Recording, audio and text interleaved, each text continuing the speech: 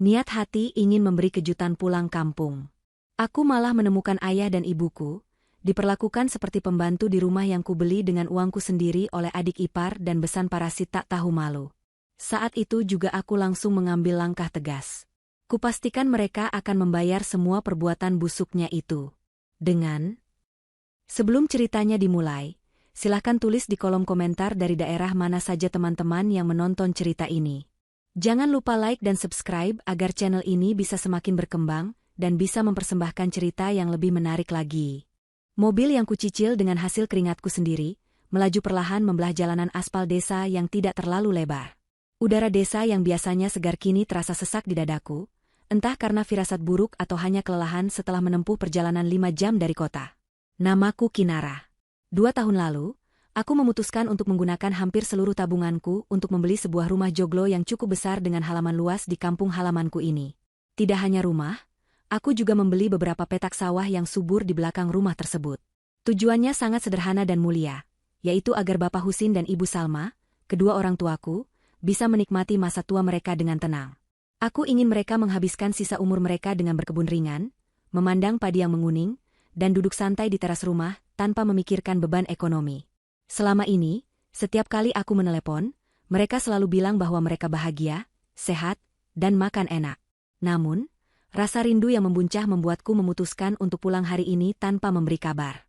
Aku ingin memberi kejutan, membawakan oleh-oleh kesukaan mereka, dan memeluk tubuh Renta yang sudah lama tidak kujumpai. Semakin dekat jarak mobilku dengan rumah, jantungku berdetak semakin kencang. Bayangan senyum bapak dan pelukan hangat ibu menari-nari di pelupuk mata. Namun, ketika roda mobilku berhenti tepat di seberang jalan depan pagar rumah, senyum di wajahku perlahan memudar, berganti dengan kerutan di dahi. Rumah itu tampak berbeda. Bukan karena catnya yang pudar, justru rumah itu terlihat terlalu ramai dengan hiasan-hiasan norak yang tidak sesuai dengan selera ibu yang sederhana. Ada pot-pot bunga mahal berjejer, tapi bukan jenis tanaman obat yang biasa ibu tanam. Suasananya tidak hening dan damai seperti yang kubayangkan. Dari dalam mobil yang kacanya gelap, aku mematikan mesin agar kedatanganku tidak terdengar. Aku ingin mengamati sebentar sebelum turun memberikan kejutan. Mataku tertuju pada sosok pria tua kurus yang sedang menyapu halaman luas itu di bawah terik matahari yang menyengat. Punggungnya membungkuk dalam, gerakannya lambat dan terlihat sangat lelah. Itu Bapak. Dadaku nyeri melihat Bapak yang seharusnya duduk santai menikmati teh, malah bekerja seperti tukang kebun. Belum sempat rasa kagetku hilang, suara teriakan melengking terdengar dari arah teras. Di sana, duduk seorang wanita parubaya bertubuh subur dengan kipas di tangan dan toples camilan di pangkuan. Itu Ibu Yola, besan orang tuaku, ibu dari Mona, istri adikku. Ibu Yola berteriak lantang, memarahi Bapak karena debu sapuannya terbang ke arah teras. Kata-kata kasar meluncur tanpa rem dari mulutnya, menyebut Bapak tua bangka yang tidak becus bekerja. Aku mencengkeram setir mobil dengan kuat hingga buku-buku jariku memutih. Bagaimana mungkin tamu yang seharusnya menghormati tuan rumah justru duduk layaknya, majikan sementara pemilik rumah diperlakukan seperti pembantu. Pemandangan berikutnya semakin meremukan hatiku. Dari arah pintu samping, keluar Ibu Salma, ibuku tercinta. Dia membawa baskom besar berisi tumpukan pakaian basah yang terlihat sangat berat. Langkah ibu tertatih-tatih, napasnya terlihat tersengal. Aku tahu betul ibu punya riwayat sakit pinggang, tapi kenapa dia harus mengangkat beban seberat itu? Bukankah aku sudah membelikan mesin cuci otomatis kapasitas besar, agar ibu tidak perlu lagi mencuci dengan tangan? Pertanyaan itu terjawab ketika aku melihat Mona, adik iparku, keluar sambil memegang ponsel, lalu dengan seenaknya menunjuk-nunjuk arah jemuran, memerintah ibu untuk segera menjemur pakaian miliknya karena dia mau pergi arisan. Mona tidak membantu mengangkat baskom itu sedikitpun, dia bahkan terlihat jijik jika bajunya tidak dicuci dengan benar. Air mataku menetes tanpa bisa kutahan. Ini bukan masa tua bahagia yang kujanjikan pada bapak dan ibu. Ini adalah perbudakan. Selama ini mereka membohongiku di telepon. Mereka menutupi penderitaan ini agar aku tidak khawatir, dan agar aku bisa fokus bekerja di kota. Rasa bersalah menghantamku dengan keras. Aku merasa bodoh karena percaya begitu saja pada laporan palsu dan jarang pulang karena alasan sibuk. Di depan mataku sendiri, aku melihat Bapak Husin mencoba mengambilkan air minum untuk Ibu Yola yang berteriak haus. Namun tangan Bapak yang gemetar membuat air itu sedikit tumpah ke lantai teras. Ibu Yola langsung berdiri, menepis gelas itu hingga jatuh pecah berkeping-keping, lalu menunjuk wajah Bapak dengan telunjuknya yang penuh cincin emas. Aku mengenali cincin itu, Itu adalah uang kirimanku bulan lalu yang kukirim khusus untuk biaya berobat Bapak. Ternyata uang itu melingkar di jari wanita jahat itu. Amarahku memuncak hingga ke ubun-ubun. Aku ingin sekali keluar dari mobil, mendobrak pagar, dan menampar wajah-wajah tak tahu diri itu. Namun, logika dan pengalamanku sebagai wanita yang bertahun-tahun hidup keras di kota menahan langkahku. Jika aku mengamuk sekarang tanpa persiapan, mereka pasti akan menyangkal, memutarbalikkan fakta, atau membuat drama di depan tetangga seolah akulah anak durhaka yang tidak sopan pada mertua adikku. Aku butuh bukti lebih banyak. Aku butuh melihat seberapa busuk akar masalah di dalam rumah itu. Aku menghapus air mataku dengan kasar, membenarkan letak hijabku, dan menarik napas panjang. Aku akan masuk ke sana, tapi bukan sebagai anak yang meledak-ledak. Aku akan masuk sebagai pengamat yang tajam, merekam setiap dosa mereka sebelum menjatuhkan hukuman yang setimpal.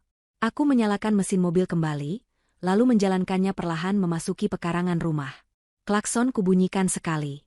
Seketika, aktivitas di teras terhenti. Ibu Yola dan Mona menoleh dengan wajah kaget. Bapak dan ibu pun menoleh, dan aku bisa melihat binar ketakutan di mata mereka, seolah khawatir kedatanganku akan memicu masalah baru bagi mereka. Hatiku semakin perih menyadari bahwa kehadiran anak kandung mereka sendiri justru membuat mereka cemas. Aku mematikan mesin, membuka pintu mobil, dan melangkah turun dengan wajah datar, menyembunyikan badai amarah yang siap meluluhlantakan kesombongan para parasit di hadapanku. Langkah kakiku tegas menyusuri jalan setapak menuju teras rumah. Keheningan menyergap seketika. Ibu Yola yang tadinya bertolak pinggang kini buru-buru mengubah ekspresi wajahnya menjadi senyum yang dipaksakan dan terlihat sangat palsu. Mona, yang tadi sibuk dengan ponselnya, langsung menyimpannya ke saku dan berpura-pura sibuk merapikan pot bunga, seolah-olah dia adalah menantu yang rajin. Bapak Husin dan Ibu Salma berdiri mematung di sudut halaman, tangan mereka saling meremas, tatapan mereka sendu menatapku. Ingin rasanya aku berlari memeluk mereka, menangis di kaki mereka, dan meminta maaf karena terlambat pulang. Tapi aku tahu, jika aku menunjukkan kelemahan sekarang, Ibu Yola dan Mona akan semakin besar kepala. Aku harus kuat. Aku harus menjadi perisai bagi orang tuaku.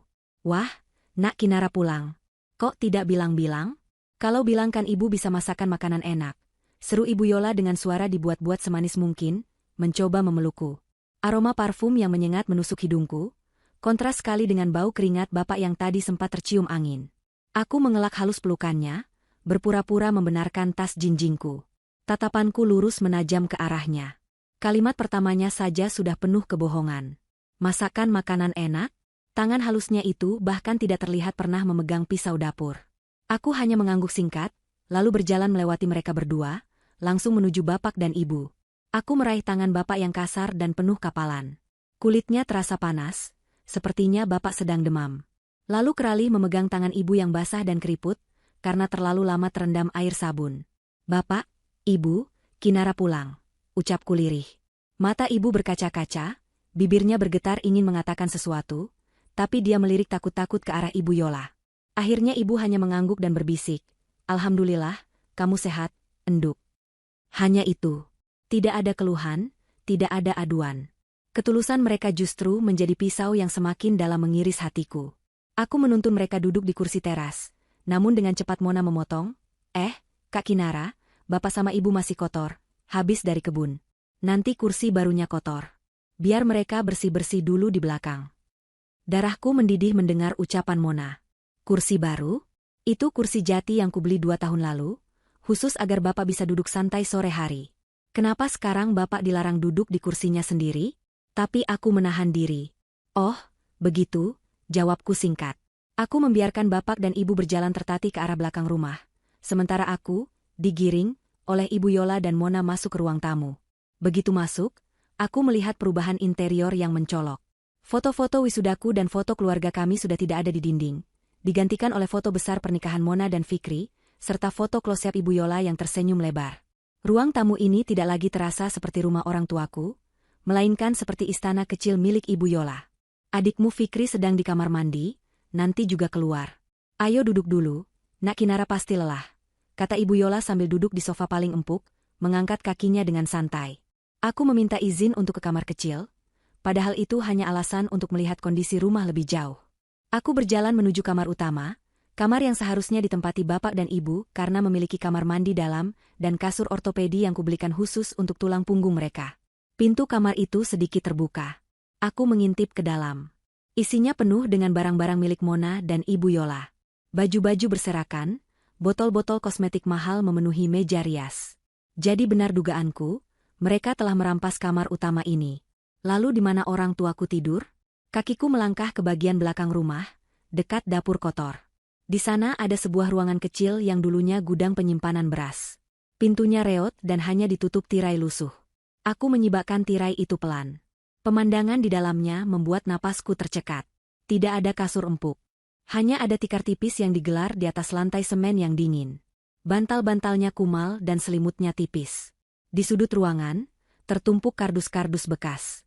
Di sanalah, bapak dan ibu sedang duduk berselonjor kaki sambil saling memijat. Bapak meringis menahan sakit di pinggangnya, sementara ibu dengan telaten mengoleskan balsem. Mereka tidak menyadari kehadiranku.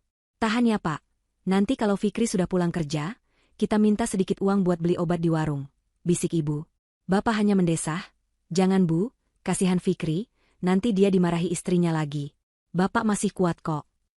Aku menutup mulutku rapat-rapat agar isak tangisku tidak terdengar. Tubuhku gemetar hebat. Mereka diusir dari kamar nyaman mereka sendiri di rumah yang kubeli dengan keringat dan air mata, dipaksa tidur di gudang seperti barang bekas. Kemarahan dalam diriku berubah menjadi tekad yang membara. Aku mengeluarkan ponselku diam-diam, merekam kondisi kamar gudang itu, merekam bapak yang kesakitan, dan merekam percakapan lirih mereka. Ini bukti pertama. Bukti kekejaman yang tak terbantahkan. Malam harinya, sandiwara berlanjut di meja makan. Ibu Yola dan Mona menyajikan makanan di meja makan utama. Ada ayam goreng, sayur sop daging, dan buah-buahan segar. Fikri, adikku, sudah pulang kerja. Dia terlihat kurus dan tidak terurus. Wajahnya murung. Saat melihatku, dia kaget dan tampak gelisah. Dia memelukku sebentar namun, matanya tidak berani menatap mataku lama-lama. Kami duduk makan bersama. Namun, bapak dan ibu tidak ada di meja makan. Mana bapak dan ibu? Tanyaku datar sambil memegang sendok. Mona menjawab enteng sambil mengunyah ayam goreng. Oh, orang tua suka makan di belakang, kak. Katanya lebih santai duduk di lantai, kalau di meja makan kakinya pegal. Bohong. Aku tahu itu bohong. Aku berdiri, membawa piringku yang masih kosong menuju dapur belakang. Fikri mencoba menahanku, Mbak, makan di sini saja. Tapi aku menepis tangannya. Aku sampai di dapur dan melihat bapak serta ibu sedang makan nasi putih dingin dengan sisa kuah sayur dan sepotong tempe gosong.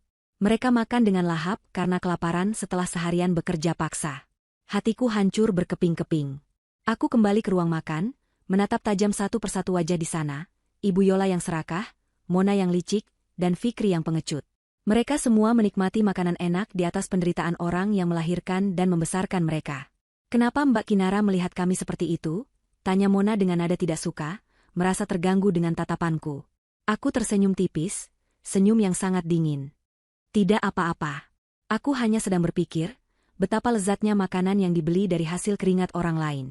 Nikmatilah selagi bisa, karena kita tidak pernah tahu kapan kenikmatan itu akan dicabut paksa. Suasana meja makan mendadak hening dan tegang. Ibu Yola meletakkan sendoknya dengan kasar. Fikri menunduk semakin dalam. Aku duduk kembali, tapi bukan untuk makan. Aku mulai menyusun rencana di kepalaku. Malam ini aku akan membiarkan mereka kenyang. Tapi besok, aku akan mulai menagih semua hutang perbuatan mereka. Aku tidak akan membiarkan satu detik pun berlalu tanpa perhitungan. Rumah ini akan menjadi saksi bagaimana seorang anak perempuan menuntut balas demi kehormatan orang tuanya. Matahari pagi baru saja mengintip malu-malu dari balik bukit, namun keriuhan di rumah itu sudah dimulai sejak subuh buta. Aku sengaja bangun lebih awal dari ayam berkokok, namun tetap saja aku kalah cepat dengan rutinitas paksa yang dijalani kedua orang tuaku. Dari balik jendela kamar tamu yang gordennya sedikit tersibak, aku melihat Bapak Husin sudah memanggul cangkul di bahu kanannya yang tampak ringkih. Di sebelahnya, Ibu Salma membawa rantang berisi air minum dan bekal seadanya. Langkah mereka gontai, tidak ada semangat menyala seperti petani yang bangga akan lahannya, melainkan seperti tawanan perang yang digiring menuju kamp kerja paksa. Hatiku teriris melihat pemandangan itu. Seharusnya, di usia senja mereka, bapak dan ibu hanya perlu berjalan-jalan santai di pematang sawah untuk menghirup udara segar, sekadar mengawasi para pekerja, lalu pulang untuk menikmati teh hangat. Bukan turun langsung ke lumpur yang dingin, dan membebani tulang tua mereka dengan pekerjaan fisik yang berat. Aku menunggu beberapa saat hingga mereka menghilang di tikungan jalan desa, lalu aku bergegas mandi dan bersiap. Aku mengenakan pakaian yang kasual dan nyaman, lengkap dengan hijab sederhana, lalu menyelinap keluar rumah tanpa membangunkan penghuni lainnya yang masih terlelap dalam mimpi indah mereka di kamar ber-AC. Aku membuntuti jejak orang tuaku menuju area persawahan yang letaknya tidak terlalu jauh di belakang rumah. Hamparan padi yang menguning seluas 2 hektar itu terbentang indah di depan mata. Itu adalah aset yang kubeli dengan uang bonus tahunan dan tabungan kerjaku selama bertahun-tahun di kota, khusus agar Bapak punya kegiatan yang menyenangkan, bukan menyiksa. Aku bersembunyi di balik sebuah gubuk penyimpanan pupuk yang agak jauh, namun cukup strategis untuk memantau segala aktivitas di sana. Mataku memanas saat melihat Bapak mulai turun ke sawah, membungkuk memotong padi bersama beberapa buruh tani lain. Bedanya, buruh tani lain bekerja dengan cekatan dan kuat, sementara Bapak seringkali berhenti memegangi pinggangnya yang mungkin terasa seperti patah. Ibu Salma duduk di pematang, bukan untuk istirahat, tapi sibuk memisahkan gabah yang tercecer. Tangannya yang keriput terus bergerak tanpa henti di bawah sinar matahari yang mulai terik. Tidak ada senyum di wajah mereka, hanya peluh dan kepasrahan.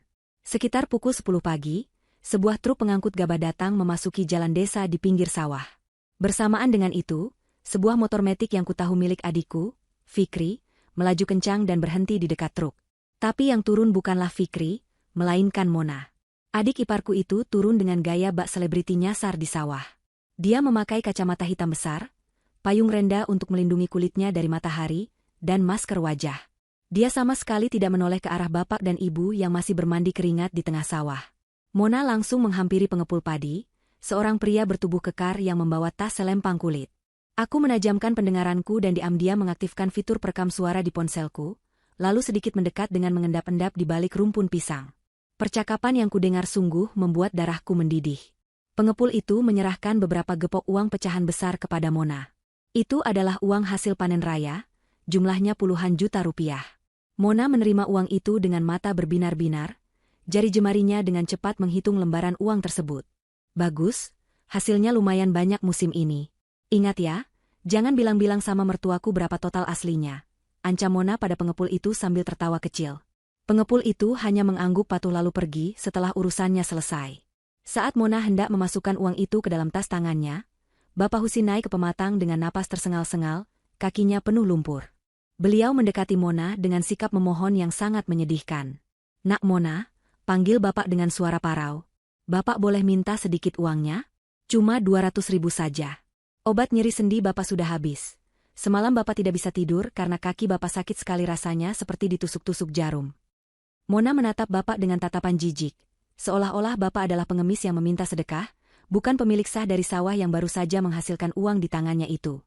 Dia mendengus kasar, lalu menutup tasnya rapat-rapat. "Ya ampun, Bapak ini manja sekali. Dikit-dikit minta obat, dikit-dikit sakit. Itu karena Bapak kurang gerak. Makanya kerja yang rajin biar ototnya tidak kaku. Uang ini sudah ada pos-posnya.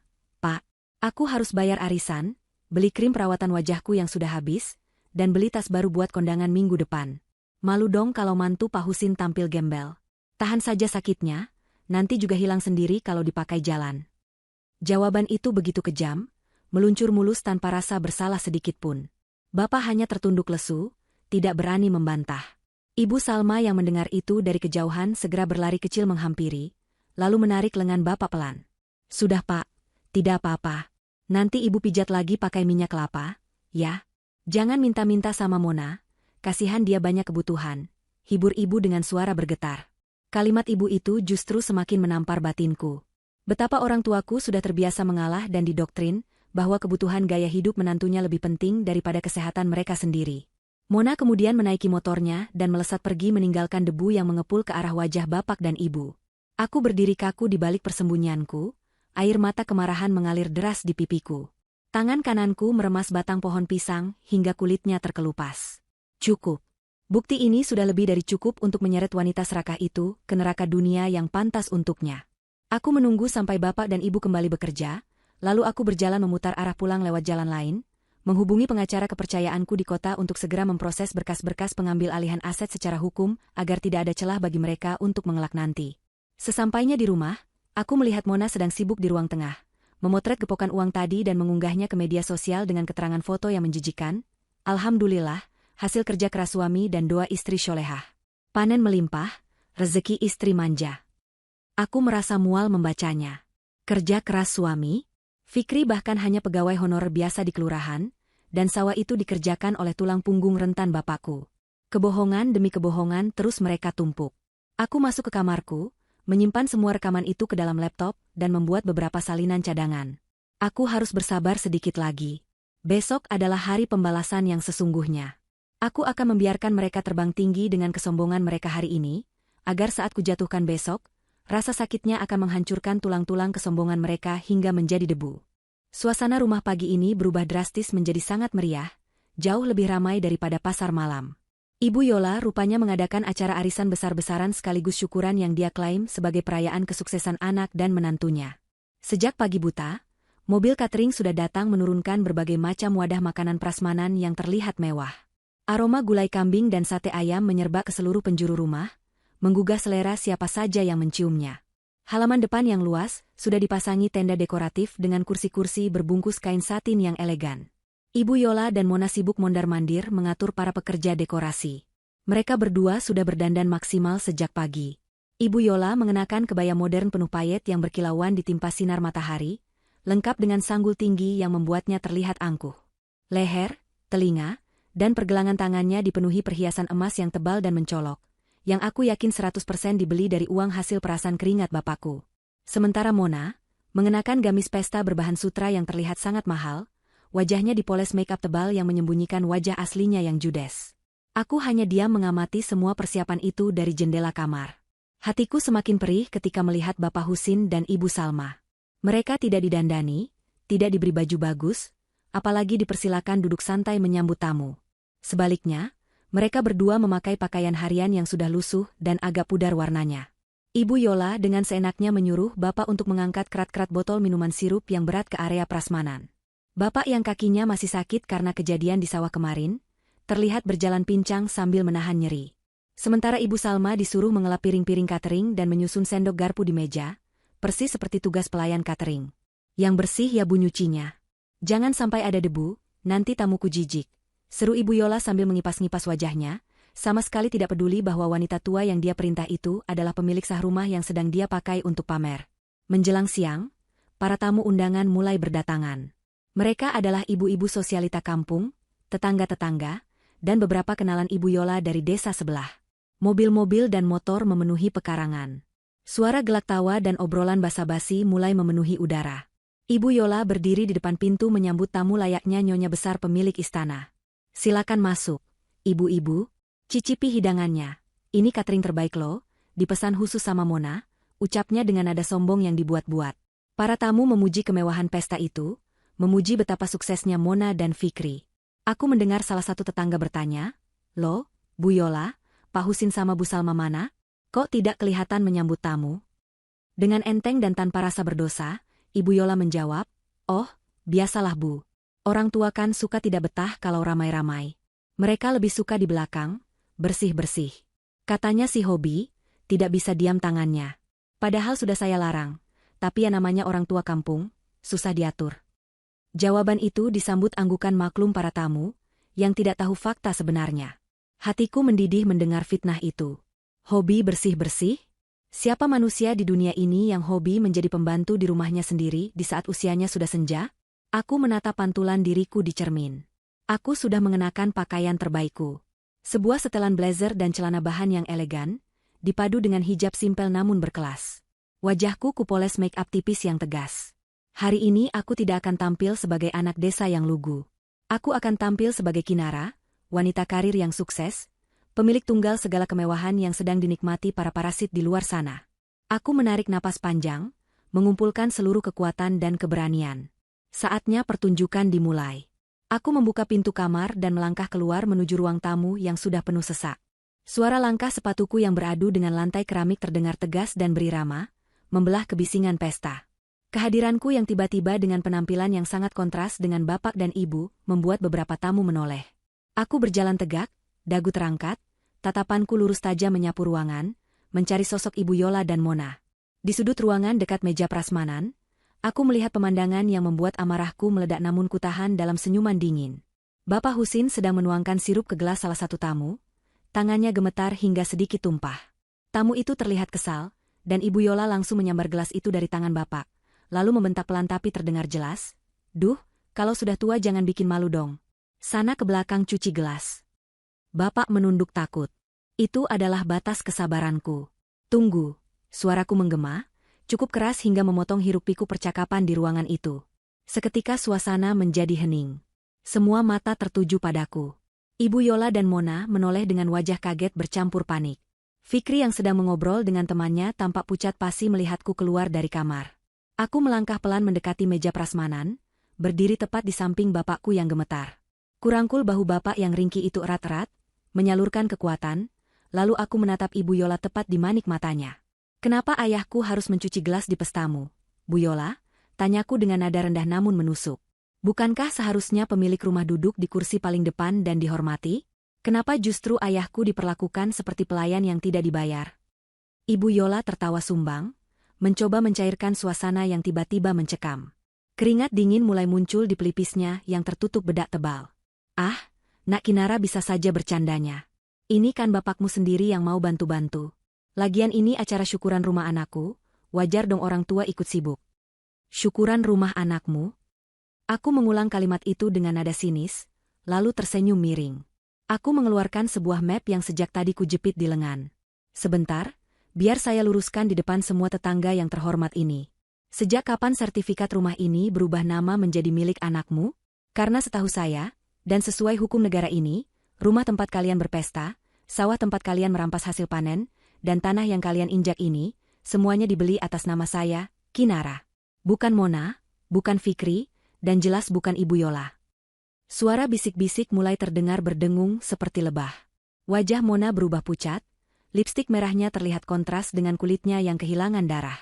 Dia mencoba maju, "Kak Kinara, jangan bikin malu keluarga di depan orang," teriaknya histeris. Tapi aku tidak mundur selangkah pun. Yang membuat malu bukan aku, Mona, tapi kalian. Kalian yang berpesta pora dengan uang curian dari orang tua yang kalian jadikan budak. Silakan nikmati hidangan terakhir kalian di rumah ini, karena pesta ini adalah pesta perpisahan untuk kalian. Kalimatku menggantung di udara, menjadi vonis yang mematikan bagi harga diri mereka di hadapan seluruh warga kampung. Ketegangan memuncak, dan aku tahu, perang terbuka baru saja dimulai. Keheningan yang mencekam menyelimuti ruang tamu yang sebelumnya penuh dengan gelak tawa dan denting sendok garpu. Ucapan terakhirku barusan, yang menegaskan kepemilikan sah atas rumah dan tanah ini, bagaikan petir yang menyambar di siang bolong bagi Ibu Yola dan Mona. Wajah-wajah tamu undangan yang tadinya kagum kini berubah menjadi bingung, pandangan mereka beralih cepat dari aku yang berdiri tegak penuh wibawa, ke arah Ibu Yola yang wajahnya kini memerah pada menahan malu dan marah, lalu ke arah Bapak Husin yang menunduk gemetar di sampingku. Udara terasa berat, seolah oksigen di ruangan itu tersedot habis oleh ketegangan yang memuncak. Ibu Yola, yang terbiasa memegang kendali dan memutarbalikkan fakta, mencoba tertawa. Sebuah tawa sumbang yang terdengar sangat dipaksakan dan garing, mencoba mencairkan suasana yang sudah terlanjur membeku.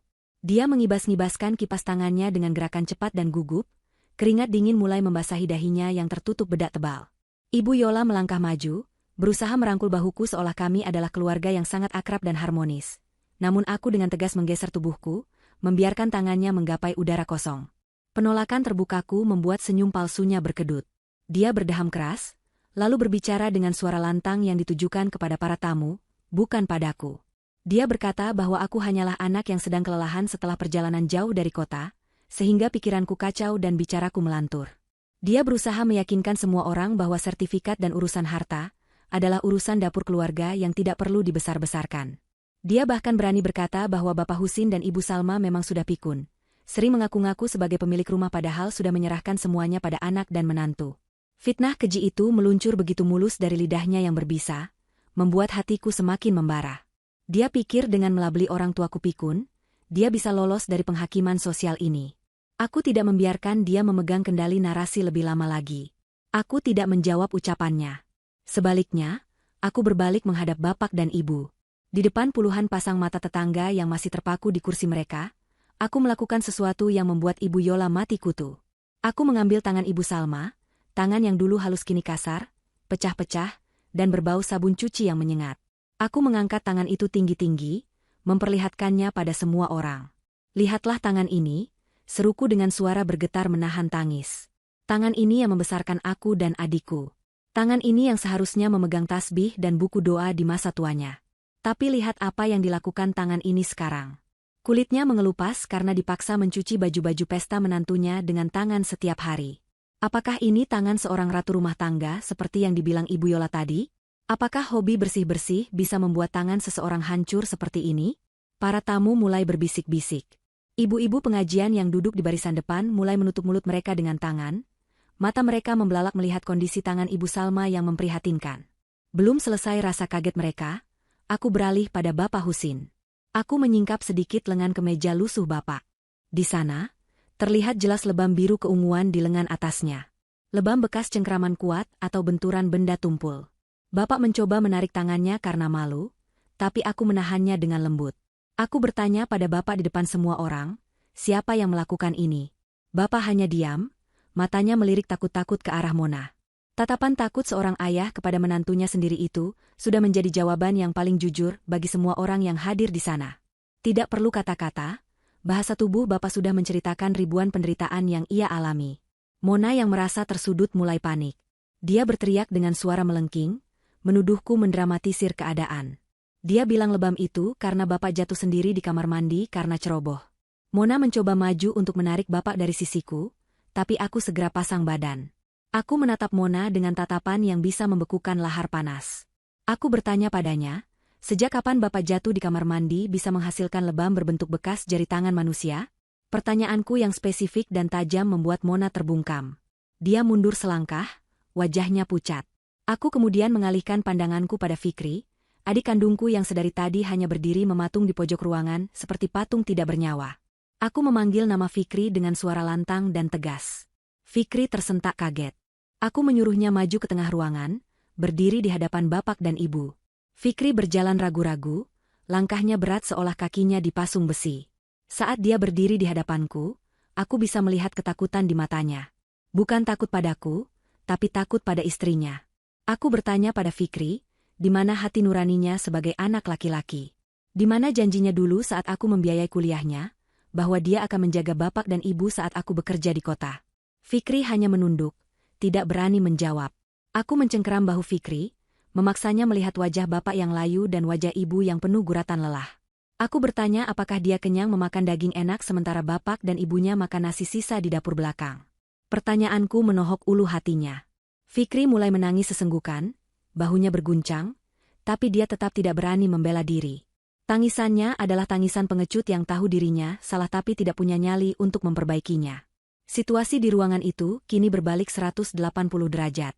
Jika di awal pesta para tamu memandang Ibu Yola dan Mona dengan tatapan kagum dan hormat, kini tatapan itu berubah menjadi tatapan jijik, curiga, dan marah. Bisik-bisik tetangga semakin keras terdengar. Ada yang mulai berkata bahwa pantas saja Bapak Husin terlihat kurus kering akhir-akhir ini. Ada yang menyahut bahwa mereka sering mendengar bentakan-bentakan dari rumah ini, tapi tidak berani ikut campur. Kini, semua tabir kepalsuan itu tersingkap. Ibu Yola yang menyadari posisinya terancam, memutuskan untuk memainkan kartu terakhirnya. Dia tiba-tiba menjatuhkan diri ke lantai, berpura-pura pingsan dengan sangat dramatis. Dia berharap dengan begitu perhatian orang akan teralihkan dan aku akan berhenti mencecarnya. Mona langsung berteriak histeris. Ibu pingsan. Kak Kinara, lihat apa yang kakak lakukan. Kakak mau membunuh ibu mertuaku ya? Teriakannya menggema, mencoba memposisikan diri sebagai korban kejamnya kakak ipar. Namun, aku tidak bergeming. Aku tahu persis akting murahan itu. Aku berkata dengan tenang pada salah satu tamu yang kebetulan seorang mantri kesehatan desa, Pak Mantri, tolong periksa. Kalau memang pingsan beneran, kita panggil ambulans. Tapi kalau pura-pura, saya punya ember berisi air kolam ikan di depan, mungkin siraman air keruh bisa menyadarkannya. Mendengar ancaman air kolam itu, kelopak mata Ibu Yola bergerak-gerak sedikit. Dia jelas mendengar ucapanku. Aku tersenyum sinis. Sandiwara mereka sudah tidak laku di mataku. Hari ini, aku tidak hanya mengambil alih kendali pesta, tapi aku juga mengambil alih kembali martabat orang tuaku yang telah mereka injak-injak. Konfrontasi ini baru permulaan, karena setelah ini, aku akan membuktikan secara hitam di atas putih siapa sebenarnya penguasa di rumah ini. Ibu Yola yang menyadari bahwa ancamanku tentang air kolam itu serius, perlahan membuka matanya dan berpura-pura siuman dengan napas yang dibuat tersengal-sengal. Dia dibantu duduk oleh Mona, dan langsung memasang wajah terzalimi. Mona, yang melihat ibunya gagal mendapatkan simpati, kini mengambil alih serangan. Dia berdiri tegak, menghapus air mata buayanya, dan menatapku dengan tatapan penuh kebencian. Dia sadar bahwa jalur simpati sudah tertutup, maka dia beralih ke jalur hukum. Atau setidaknya, hukum menurut pemahamannya yang dangkal dan licik. Dengan suara lantang agar didengar seluruh tamu, Mona berteriak bahwa aku boleh saja mengaku-ngaku, tapi hukum tetaplah hukum. Dia mengklaim bahwa Fikri, suaminya, sebagai anak laki-laki satu-satunya, memiliki hak waris penuh atas rumah ini, dan Fikri sudah menandatangani surat hibah yang menyerahkan pengelolaan aset rumah dan sawah kepada Mona sebagai istrinya. Mona berlari kecil ke kamarnya dan kembali membawa sebuah map plastik. Dengan tangan gemetar karena emosi, dia mengeluarkan selembar kertas yang terlihat kusut. Dia mengibaskan kertas itu di depan wajahku, dan di depan wajah Pak RT yang kebetulan hadir di pesta itu. "Lihat ini," serunya. "Ini tanda tangan Fikri di atas materai. Fikri sudah menghibahkan segalanya padaku bulan lalu. Jadi, secara hukum, akulah nyonya rumah ini sekarang. Kamu, Kinara, hanyalah tamu yang tidak diundang. Kamu tidak punya hak mengusir kami atau mengatur kami." Mona tersenyum penuh kemenangan, merasa yakin bahwa selembar kertas bermaterai itu adalah senjata pamungkas yang bisa membungkamku selamanya. Fikri yang berdiri di sampingku semakin menunduk, wajahnya pucat pasi, mengakui dalam diam bahwa dia memang telah dipaksa menandatangani surat bodoh itu di bawah ancaman perceraian. Para tamu kembali bingung. Mereka awam hukum, dan kata, surat bermaterai, terdengar sangat kuat dan sah di telinga mereka. Bisik-bisik keraguan kembali muncul. Apakah benar Kinara sudah tidak punya hak? Apakah benar Fikri yang berkuasa? Melihat keraguan di mata tetangga, aku hanya tertawa kecil. Tawa yang terdengar dingin dan meremehkan. Aku menggelengkan kepala pelan, menatap Mona seolah dia adalah anak kecil yang sedang pamer uang mainan. Mona, ucapku pelan namun tajam. Kamu ini terlalu nafsu menguasai harta sampai lupa belajar hukum dasar. Atau mungkin, kamu memang tidak tahu fakta sebenarnya karena terlalu sibuk belanja. Aku membuka tas kerjaku yang elegan. Dari dalamnya, aku mengeluarkan sebuah map tebal berbahan kulit. Aku membukanya perlahan, memperlihatkan sebuah dokumen resmi dengan lambang Garuda emas yang berkilau. Itu adalah sertifikat hak milik, SHM, asli tanah dan bangunan rumah ini. Aku menyerahkan sertifikat itu kepada Pak RT agar beliau bisa membacanya dan memverifikasinya di depan semua orang. "Pak RT, tolong bacakan dengan lantang, siapa nama pemilik yang tertulis di sertifikat asli ini? Apakah nama Bapak Husin? Apakah nama Fikri? Atau nama orang lain?" pintaku dengan sopan namun tegas. Pak RT membetulkan letak kacamatanya, menyipitkan mata membaca tulisan di dokumen tersebut. Suasana hening seketika, semua orang menahan napas menunggu jawaban. Pemegang hak.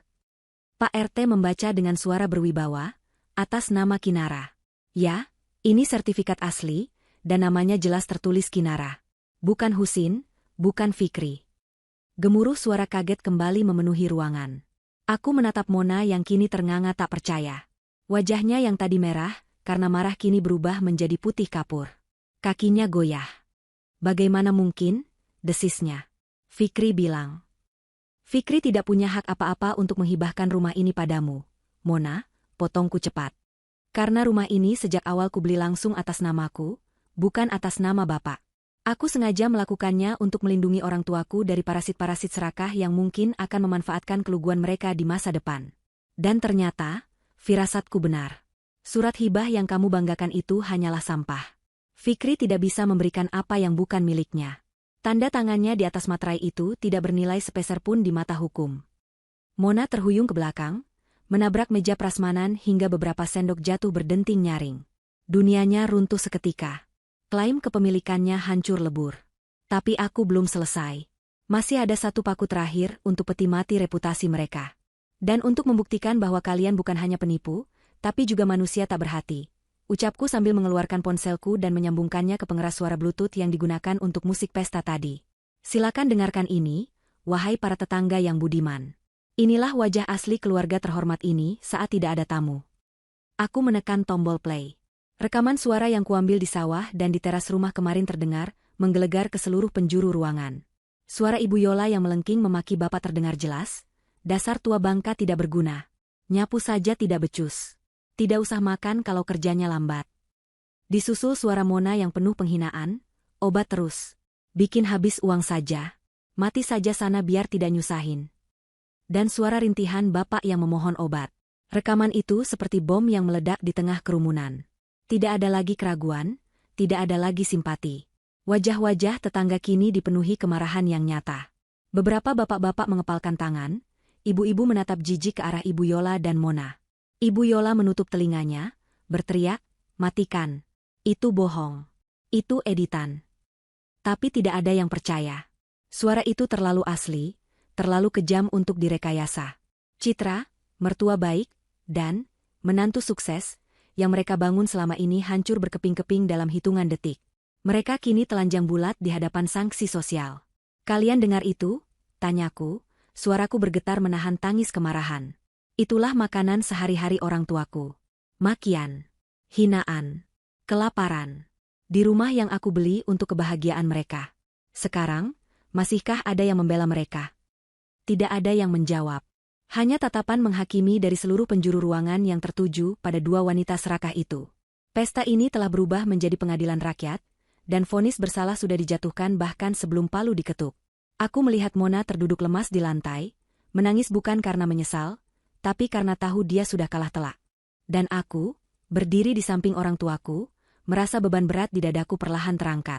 Kebenaran telah terungkap, dan tidak ada lagi tempat bersembunyi bagi para pembohong. Gema suara rekaman yang baru saja kuputar perlahan menghilang, namun dampaknya tertinggal seperti asap tebal yang menyesakkan dada siapapun yang mendengarnya. Ruang tamu yang mewah itu kini terasa seperti ruang sidang pengadilan tanpa hakim, di mana vonis bersalah sudah dijatuhkan oleh tatapan mata puluhan tetangga yang hadir. Ibu Yola duduk terkulai di lantai dengan napas memburu, wajahnya pucat pasi seolah darah telah berhenti mengalir di tubuhnya. Mona berdiri mematung dengan mulut setengah terbuka, matanya bergerak liar mencari celah untuk kabur atau membela diri, namun tidak ada satu sudut pun di ruangan itu yang menawarkan perlindungan. Fikri, adikku, masih menunduk dalam di samping meja prasmanan, bahunya merosot menanggung beban rasa malu yang teramat sangat. Aku berdiri tegak di tengah ruangan, masih memegang ponsel yang menjadi senjata pemusnah kebohongan mereka. Namun, aku belum selesai. Mengusir mereka begitu saja rasanya terlalu mudah. Mengusir mereka hanya akan memindahkan parasit ke tempat lain, tanpa memberi pelajaran yang membekas. Aku ingin mencabut akar kesombongan mereka sampai ke serat-seratnya, dan cara terbaik untuk menyakiti orang serakah adalah dengan menyerang harta yang paling mereka puja. Aku berjalan perlahan menuju meja kecil di sudut ruangan, tempat tas kerjaku tergeletak. Suasana hening mencekam mengiringi setiap langkahku. Tidak ada tamu yang berani bersuara, bahkan denting sendok garpu pun tak terdengar. Aku membuka tas, mengeluarkan sebuah buku catatan tebal berwarna hitam, sebuah kalkulator besar, dan sebuah pena. Aku kembali ke tengah ruangan, menarik sebuah kursi kosong, dan duduk dengan santai tepat di hadapan Ibu Yola dan Mona. Aku meletakkan kalkulator di atas lututku, lalu menatap mereka dengan sorot mata dingin yang menusuk.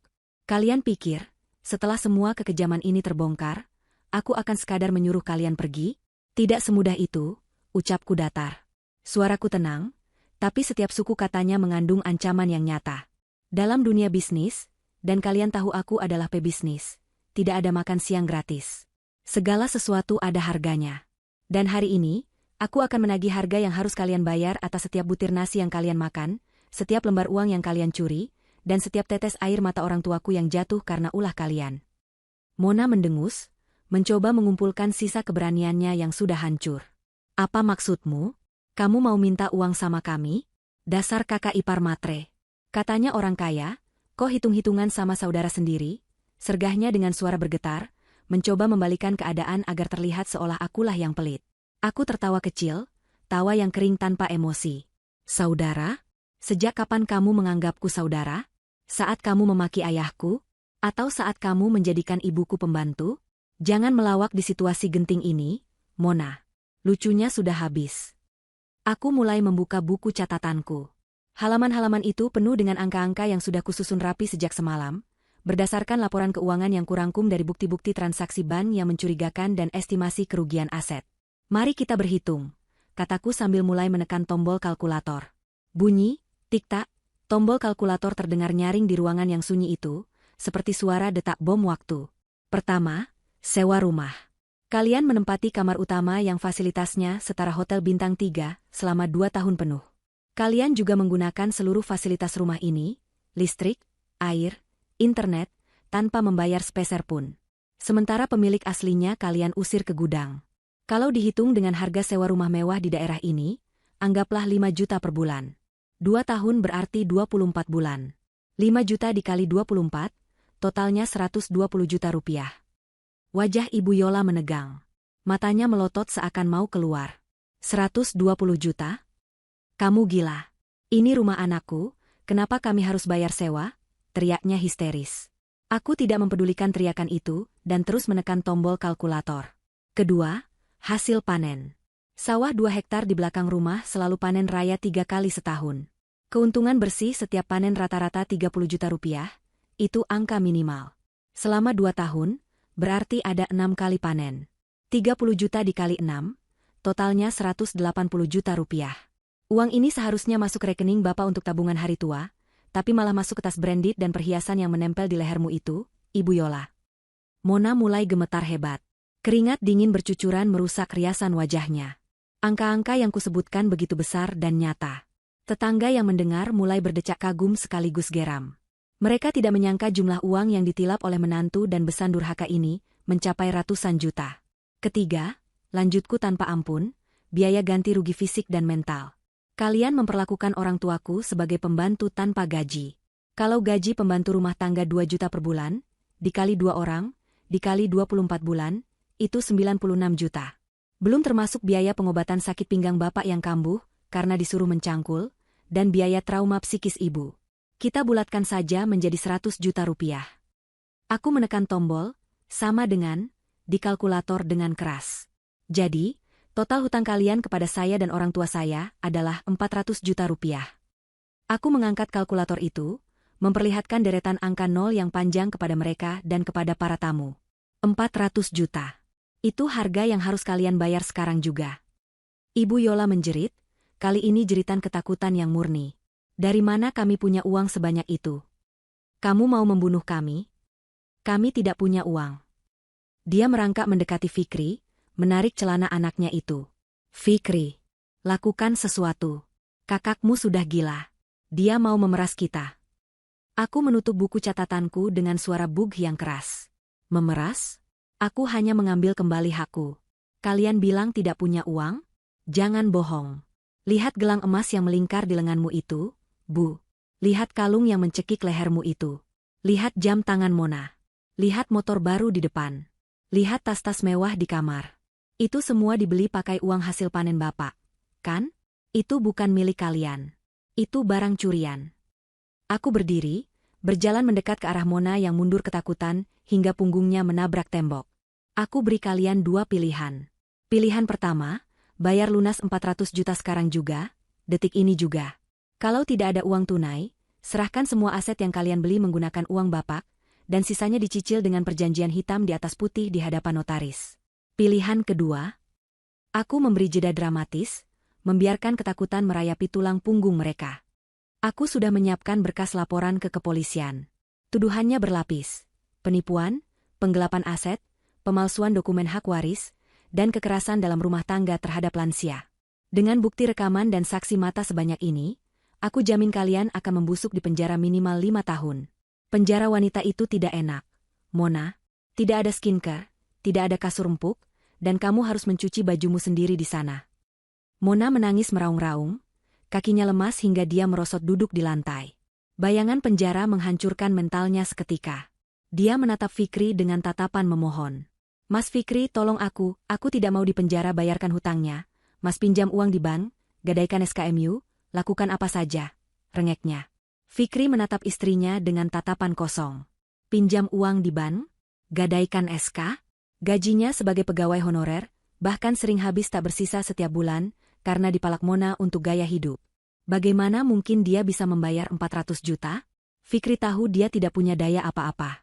Waktu kalian tidak banyak, kataku sambil melirik jam tangan mahalku. Aku beri waktu 1 jam. Silakan berdiskusi.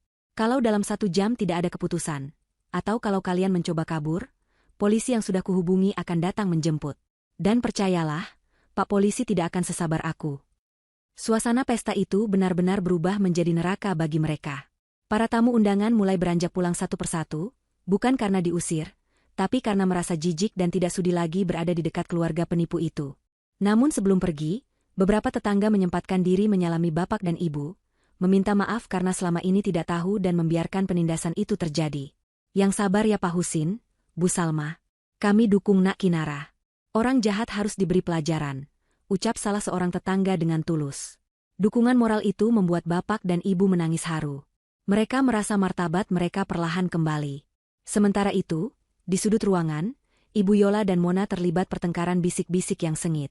Mereka saling menyalahkan. Ini semua salahmu, Mona. Kamu yang boros. Kamu yang suruh ibu beli emas banyak-banyak biar kelihatan kaya. Desis Ibu Yola. Kok salahku? Ibu juga yang minta dibelikan ini itu. Ibu yang suruh aku kuasai rumah. Balas Mona tak mau kalah. Pemandangan ibu dan anak yang saling menggigit saat terdesak itu sungguh menyedihkan sekaligus memuaskan. Aku kembali duduk di samping bapak dan ibu, menggenggam tangan mereka erat. Tenang Pak, Bu, Kinara di sini. Tidak ada yang boleh menyakiti kalian lagi. Bisikku. Bapak menatapku dengan mata berkaca-kaca. Enduk, apa tidak terlalu kejam? 400 juta itu banyak sekali. Tidak, Pak, jawabku tegas. Ini bukan soal uangnya. Ini soal tanggung jawab. Mereka sudah merampok masa tua bapak dan ibu. Mereka harus belajar bahwa perbuatan jahat itu ada harganya. Kalau Kinara biarkan, mereka tidak akan pernah kapok dan akan mencari korban lain. 1 jam itu terasa berjalan sangat lambat bagi mereka, tapi sangat cepat bagiku. Aku menikmati setiap detik melihat wajah panik mereka. Mona mencoba menelepon teman-temannya untuk meminjam uang, tapi nihil. Siapa yang mau meminjamkan uang ratusan juta dalam sekejap? Ibu Yola mencoba merayu Fikri untuk menjual ginjal pun Fikri tidak bergeming. Mereka benar-benar tersudut di tembok tebal yang mereka bangun sendiri dari keserakahan. Dan aku, Kinara, berdiri sebagai penjaga gerbang yang memegang kunci nasib mereka.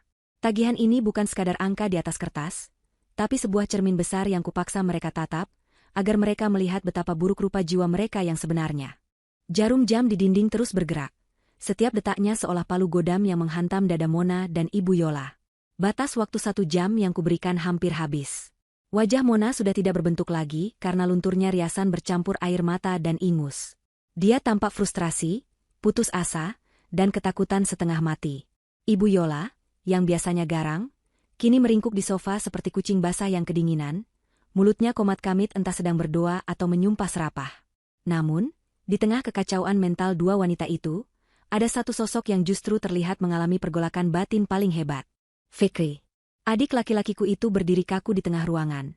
Matanya nanar menatap bergantian antara aku, bapak, ibu, dan istrinya. Selama bertahun-tahun, aku tahu Fikri adalah pria yang lemah.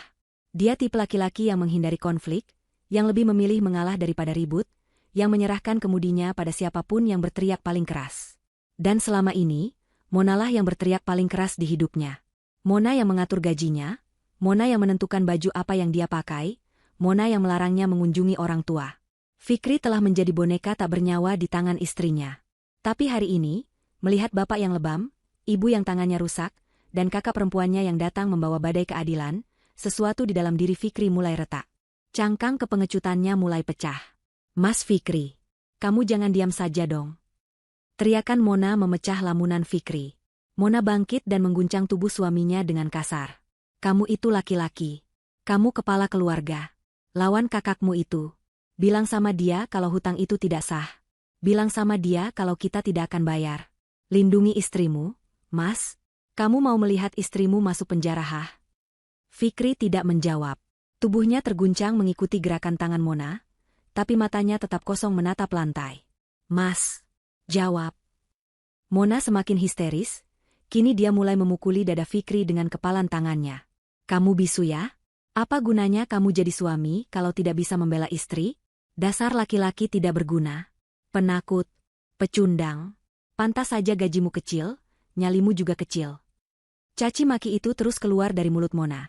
Kata-kata yang sama yang mungkin sudah ribuan kali dia lontarkan setiap kali Fikri berbuat kesalahan kecil. Biasanya, Fikri akan meminta maaf dan bersujud.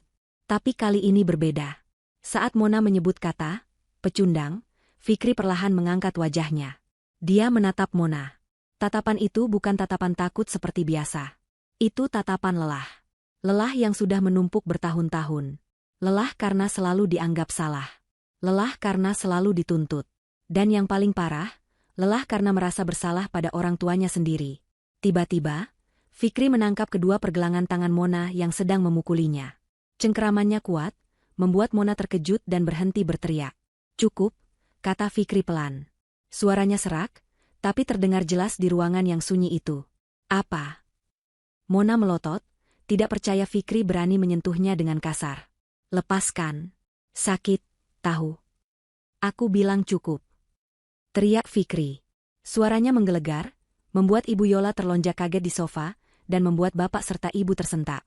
Itu adalah pertama kalinya seumur hidup aku mendengar Fikri berteriak sekeras itu. Napas Fikri memburu, dadanya naik turun menahan emosi yang akhirnya meledak seperti gunung berapi. Dia menghempaskan tangan Mona, hingga istrinya itu terhuyung ke belakang. "Kamu bilang aku laki-laki tidak berguna? Kamu bilang aku pecundang?" "Ya, kamu benar, Mona. Aku memang pecundang. Tapi bukan karena gajiku kecil. Aku pecundang karena membiarkan wanita iblis sepertimu menginjak-injak surga di telapak kaki ibuku." Fikri menunjuk wajah Mona dengan jari telunjuk yang gemetar karena amarah. Air mata mulai mengalir di pipi adikku itu. "Selama 5 tahun kita menikah, aku diam. Kamu minta gajiku semua, aku kasih. Kamu minta aku tidak kirim uang ke bapak, aku turut. Kamu hina aku terima. Aku pikir itu cara menjadi suami yang baik, mengalah demi istri. Tapi ternyata aku salah. Diamku justru membuatmu menjadi monster. Diamku membuat orang tuaku menderita. Lihat tangan ibu." Fikri berbalik menunjuk Ibu Salma. "Lihat tangan wanita yang melahirkanku. Rusak karena mencuci baju pestamu. Di mana hatimu, Mona? Di mana?" Mona ternganga. Dia tidak pernah melihat sisi Fikri yang ini. "Mas, kamu berani bentak aku? Demi orang tua bau tanah ini?" "Jaga mulutmu," potong Fikri cepat. "Orang tua bau tanah itu yang membesarkan aku sampai aku bisa berdiri di sini. Dan kamu dan ibumu hanyalah parasit yang menghisap darah kami." Fikri berbalik menghadap aku. Dia menatapku dengan mata basah. "Mbak Kinara, maafkan aku," ucapnya lirih. Lalu dia berlutut di hadapan bapak dan ibu. Dia memeluk kaki bapak, menangis meraung-raung seperti anak kecil. "Pak, Bu, ampuni Fikri. Fikri anak durhaka. Fikri takut sama istri sampai lupa sama bapak ibu. Fikri dosa besar, Pak."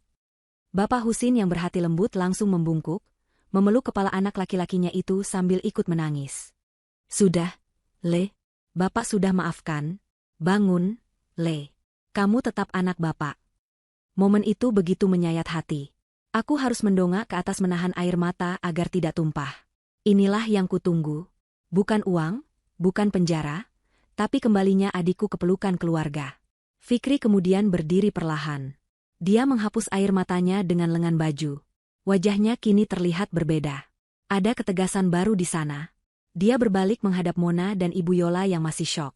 "Mona," panggil Fikri datar. "Mulai hari ini, detik ini juga, aku tidak sudi lagi menjadi suamimu. Aku, Fikri, menjatuhkan talak padamu. Kita cerai."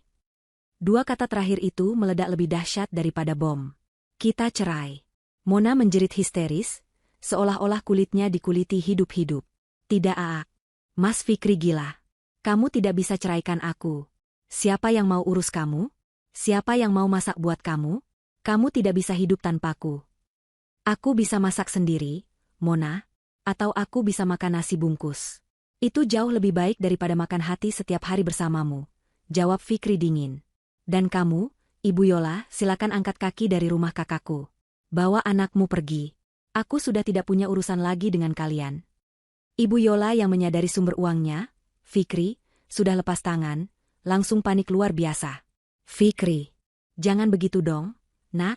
Ini kan bisa dibicarakan baik-baik. Mona cuma emosi tadi. Jangan cerai ya. Nanti siapa yang bayar cicilan mobil ibu? Siapa yang kasih uang belanja?" Aku melangkah maju, memotong permohonan menyedihkan itu. "Tidak ada lagi yang akan membiayai hidup borosmu, Bu Yola. Fikri sudah sadar. ATM berjalan kalian sudah rusak permanen.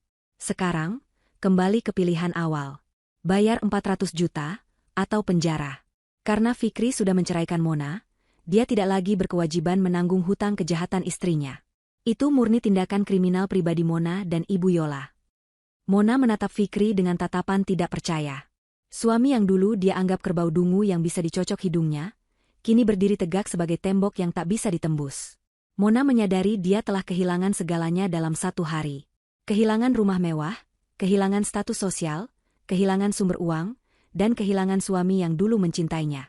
Kalian punya waktu 10 menit lagi untuk mengemasi barang-barang pribadi kalian, kataku tegas sambil menunjuk pintu keluar.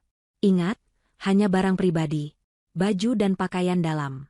Emas, perhiasan, tas branded, jam tangan, motor, dan sisa uang tunai harus ditinggal di sini sebagai penyitaan awal untuk membayar hutang. Kalau ada satu cincin pun yang kalian sembunyikan di balik baju dalam, aku akan anggap itu pencurian dan hukumannya akan bertambah berat. Fikri berjalan menuju pintu depan dan membukanya lebar-lebar. Sinar matahari sore masuk menyinari ruang tamu, seolah memberi jalan bagi kegelapan untuk pergi. Silakan keluar, ucap Fikri tanpa menatap wajah mantan istrinya lagi. Mona menangis terseduh-seduh, kakinya serasa lumpuh. Ibu Yola dengan gemetar mencoba membantunya berdiri. Mereka berdua terlihat sangat menyedihkan, jauh dari kesan nyonya besar yang mereka tampilkan pagi tadi. Dengan langkah tertatih, mereka berjalan menuju kamar untuk mengambil baju bekas mereka, diiringi tatapan dingin Kamis keluarga. Keputusan Fikri telah menjadi palu godam terakhir yang meruntuhkan istana kepalsuan mereka.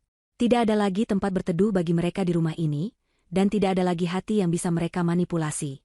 Karma sedang bekerja dengan cara yang sangat rapi dan menyakitkan. 10 menit yang kuberikan terasa berjalan sangat lambat namun mencekam bagi Ibu Yola dan Mona. Dari dalam kamar yang dulu mereka klaim sebagai kamar pribadi, terdengar suara gaduh barang-barang yang dilempar ke dalam tas dengan tergesa-gesa. Suara isak tangis Mona dan gerutuan Ibu Yola masih terdengar samar-samar, diselingi bunyi resleting tas yang dipaksa menutup. Aku berdiri bersandar di ambang pintu ruang tengah, melipat tangan di dada, mengawasi setiap pergerakan pintu kamar itu seperti elang yang mengintai mangsanya. Di belakangku, 2 orang petugas polisi yang sudah kuhubungi sejak awal keributan tadi berdiri tegap dengan wajah datar. Kehadiran mereka bukan untuk menangkap paksa saat ini juga, melainkan untuk memastikan proses pengusiran dan penyitaan aset berjalan tanpa kekerasan fisik, sekaligus menjadi saksi hukum jika kedua wanita itu mencoba berbuat curang. Fikri duduk di kursi kayu di teras, menundukkan kepalanya dalam-dalam, enggan melihat wajah wanita yang baru saja diceraikannya. Bapak dan ibu sudah kuantar duduk di kursi empuk ruang tamu, meminum teh hangat untuk menenangkan syok mereka. Pintu kamar akhirnya terbuka. Ibu Yola keluar lebih dulu, menyeret sebuah koper besar yang terlihat sangat berat. Wajahnya sembab, matanya merah bengkak, dan bedak tebalnya sudah luntur tak karuan membuatnya terlihat seperti badut yang menyedihkan. Di belakangnya, Mona berjalan tertatih memanggul tas ransel besar dan menjinjing 2 tas belanja plastik yang penuh sesak. Mereka berjalan menunduk, mencoba menghindari tatapan mataku dan para polisi. Mereka berusaha melangkah cepat menuju pintu keluar, berharap bisa segera lolos dari neraka penghakiman ini. Namun, aku tidak akan membiarkan mereka pergi begitu saja. Berhenti, kataku dingin. Langkah mereka terhenti seketika di tengah ruangan. Ibu Yola menoleh dengan wajah memelas, bibirnya bergetar hendak memohon. Kami sudah mau pergi, Kinara. Jangan dipersulit lagi. Kami sudah bawa baju-baju kami, rinti Ibu Yola dengan suara serak. Aku bilang tadi, hanya barang pribadi yang boleh dibawa. Baju bekas dan pakaian dalam. Tidak boleh ada aset berharga, tegasku sambil melangkah mendekat.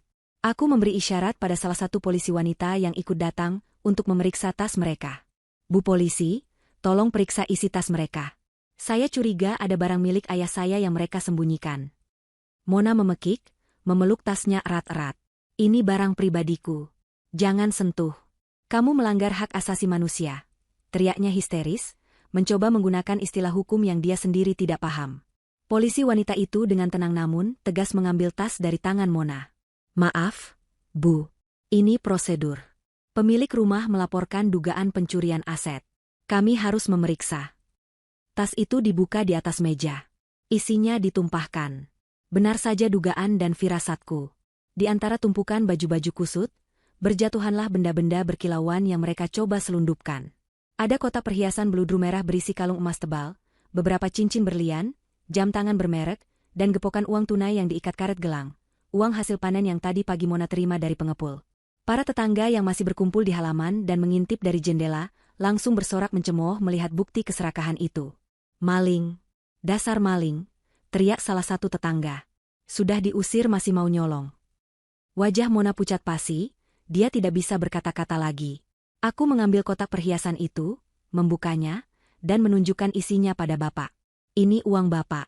Ini keringat bapak yang mereka ubah jadi emas untuk pamer. Bapak hanya menggelengkan kepala, air matanya menetes lagi melihat betapa tega menantunya sendiri. Aku beralih menatap tubuh Mona dan Ibu Yola. Lepaskan semua yang menempel di badan kalian. Perintahku. Apa? Ibu Yola melotot, tangannya refleks memegang kalung emas di lehernya. Ini hadiah ulang tahun dari Mona tahun lalu. Yang dibeli pakai uang siapa? Uang Fikri? Uang bapak? Potongku cepat. Fikri gajinya pas-pasan, tidak mungkin bisa membelikan kalung seberat itu. Itu uang hasil panen sawahku. Lepas? Atau aku minta Bu Polisi yang melepaskannya secara paksa sebagai barang bukti penggelapan. Dengan tangan gemetar dan air mata bercucuran, Ibu Yola terpaksa melepaskan kalung kebanggaannya. Gelang-gelang keroncong yang berbunyi gemerincing setiap kali dia pamer saat arisan, satu persatu dilepas dan diletakkan di meja. Cincin-cincin besar di jari manis dan jari tengahnya pun tak luput. Mona juga sama.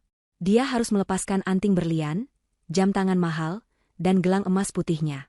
Dalam hitungan menit, tumpukan perhiasan di meja semakin tinggi, sementara penampilan mereka semakin polos dan menyedihkan. Mereka kembali ke wujud asli mereka sebelum menjadi parasit di rumah ini, dua wanita biasa tanpa kilau kemewahan. Tas itu, aku menunjuk tas tangan bermerek yang disandang Mona. Itu tas mahal, harganya belasan juta. Tinggalkan di sini. Ganti pakai kantong plastik hitam itu. Mona menangis meraung-raung seperti anak kecil yang mainannya dirampas. Tas itu adalah simbol status sosialnya yang terakhir. Jangan tas ini, Kak, tolonglah, ini kesayanganku. Rengeknya memilukan. Kesayanganmu dibeli dari uang obat bapakku yang kamu tilap. Jawabku tanpa ampun. Aku merampas tas itu. Mona akhirnya memungut kantong kresek hitam besar dari dapur, memasukkan baju-bajunya ke sana. Pemandangan itu sungguh kontras. Nyonya besar yang tadi pagi tampil bak selebriti, kini menenteng kantong kresek sampah berisi baju lusuh. Sekarang, keluar, kataku sambil menunjuk pintu yang terbuka lebar. Mereka berjalan gontai menuju pintu. Saat mereka melangkah keluar teras, sorakan warga semakin membahana. Pergi sana parasit. Jangan balik lagi ke kampung ini. Teriakan dan cemoohan itu seperti hujan batu yang menghantam harga diri mereka.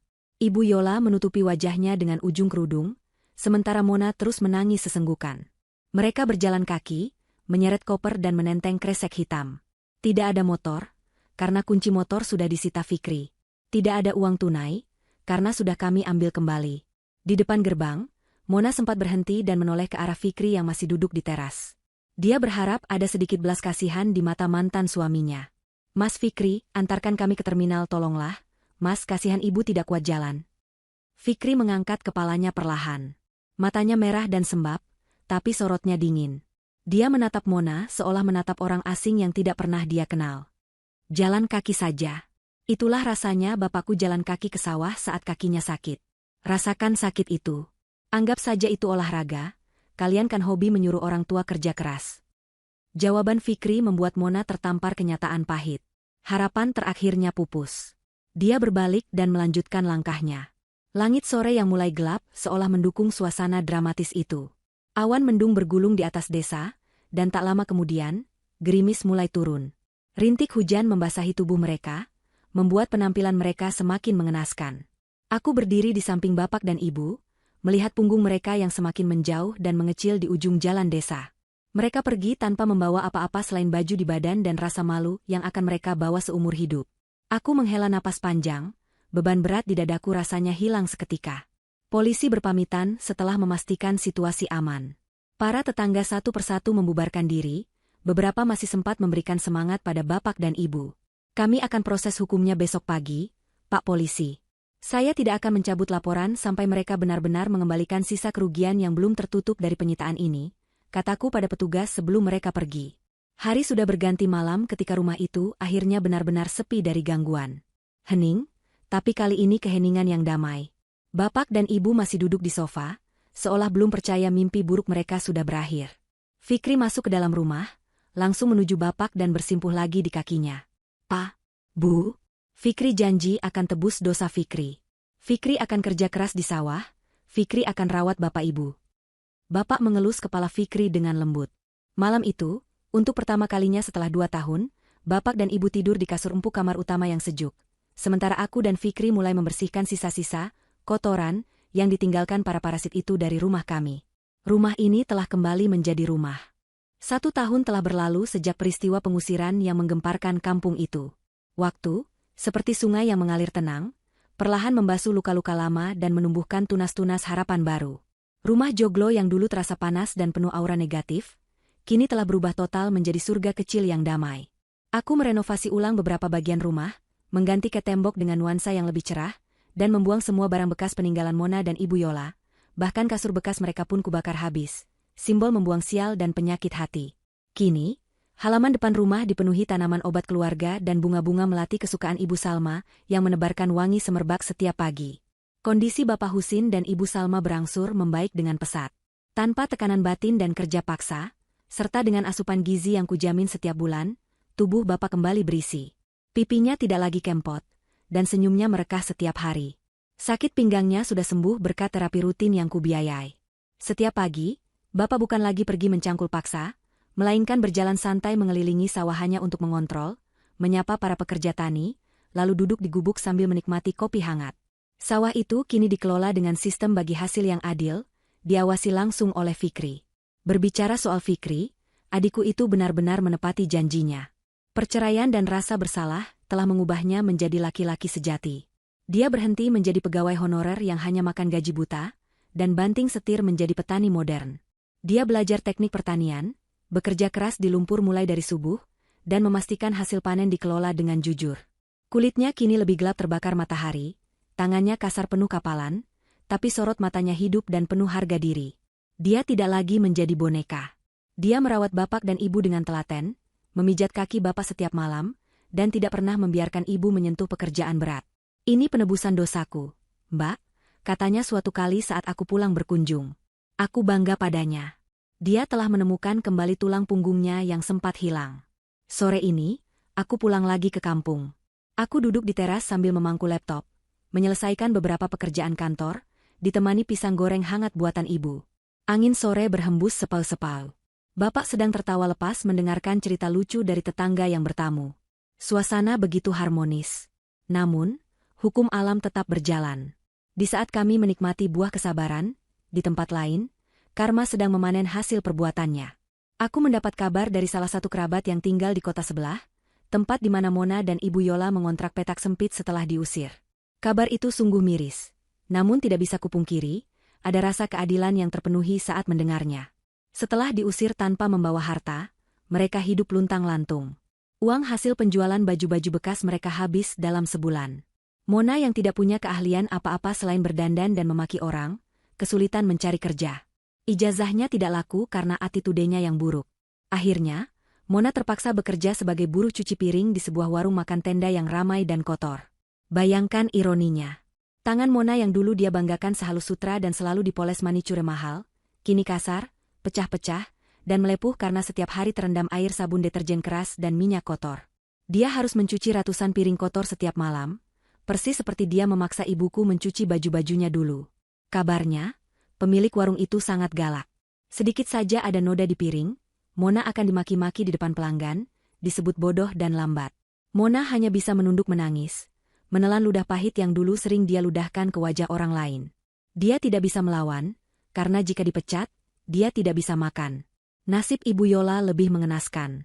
Stres berat karena kehilangan status sosial dan hidup miskin memicu tekanan darah tingginya. Beberapa bulan lalu, dia terkena serangan stroke yang membuatnya lumpuh separuh badan. Dia hanya bisa berbaring di kasur tipis di kontrakan mereka yang sempit dan pengap. Ironisnya, Mona, anak kesayangannya yang dulu dia bela mati-matian, justru tidak mau mengurusnya dengan ikhlas. Mona sering membiarkan ibunya kelaparan sampai malam karena lelah bekerja.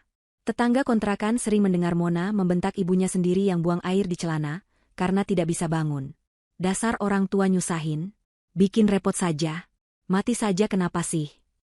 Teriakan Mona itu persis, plek-ketiplek, dengan teriakan yang dulu dia lontarkan pada bapakku. Karma membalas Ibu Yola melalui mulut anak kandungnya sendiri. Dia kini merasakan betapa sakitnya menjadi lansia tak berdaya yang dihina oleh orang yang seharusnya merawatnya. Bahkan kabar terakhir yang kudengar, Mona berencana menitipkan ibunya ke panti sosial milik dinas pemerintah, karena sudah tidak sanggup membayar biaya kontrakan dan popok.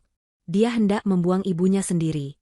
Ibu Yola, wanita yang dulu sombongnya setinggi langit, kini akan berakhir sebatang kara di panti jompo, ditinggalkan oleh anak yang dia didik menjadi monster. Mereka berdua hancur. Bukan karena aku yang menghancurkan, tapi karena karakter busuk mereka sendiri yang membusukkan hidup mereka dari dalam. Tagihan 400 juta itu memang tidak pernah mereka bayar lunas secara uang, tapi mereka membayarnya dengan penderitaan seumur hidup yang jauh lebih mahal harganya. Aku menutup laptopku, menghela napas lega. Mataku beralih menatap Ibu Salma yang sedang menyiram bunga. Wajahnya damai, gurat-gurat penderitaan di wajahnya perlahan memudar digantikan cahaya ketenangan. Aku sadar, pembalasan dendam terbaik bukanlah dengan menyimpan bara api kemarahan terus-menerus, melainkan dengan memastikan orang-orang yang kita cintai hidup bahagia, sambil membiarkan Tuhan dan semesta membereskan sisanya. Enduk, ayo masuk, sudah maghrib, panggil ibu lembut. Iya, Bu, jawabku sambil tersenyum. Aku bangkit berdiri, merapikan bajuku. Sebelum masuk, aku menoleh sekali lagi ke arah jalan desa yang gelap. Di sana, di kejauhan yang tak terlihat mata, aku tahu ada dua wanita yang sedang menangis menyesali nasib di bawah lampu jalan yang remang-remang atau di sudut kamar pengap. Biarlah. Itu jalan yang mereka pilih. Aku melangkah masuk ke dalam rumah yang hangat, menutup pintu rapat-rapat, meninggalkan segala cerita kelam di luar sana. Di sini, di dalam rumah ini, hanya ada tawa, doa, dan kasih sayang yang abadi. Keadilan telah ditegakkan, dan kisah ini berakhir dengan sempurna. Akhir dengan sempurna. Akhir dengan sempurna. Akhir dengan sempurna. Akhir dengan sempurna. Akhir dengan sempurna.